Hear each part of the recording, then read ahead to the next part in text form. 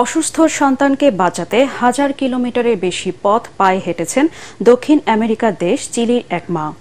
৫ বছর বয়সী ছেলে চিকিৎসা খরচ জোগাতে তিনি দুঃসাহসিক এই অভিযান করেন। ক্যামিলা গোমেজ নামের ওই নারীর সন্তানের শরীরে গুরুতর একটি জেনেটিক রোগ ধরা পড়ে, যা চিকিৎসা ব্যয় প্রায় $4 মিলিয়ন। ওই অর্থ জোগাড়ের জন্যই তিনি দক্ষিণাঞ্চলীয় একটি দ্বীপ শহর থেকে প্রায় ১৩০০ কিলোমিটার হেঁটে রাজধানী সান্তিয়াগো পৌঁছান।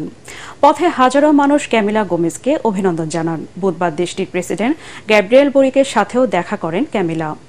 মাস্কুলার ডিস্ট্রফি নামের দুরারোগ্য যে রোগটিতে ক্যামিলার ছেলে ভুগছে, তার ফলে শরীরের সব পেশি অকার্যকর হয়ে পড়ে। এর উন্নত চিকিৎসা একমাত্র যুক্তরাষ্ট্রেই হয়, যা খুবই ব্যয়বহুল।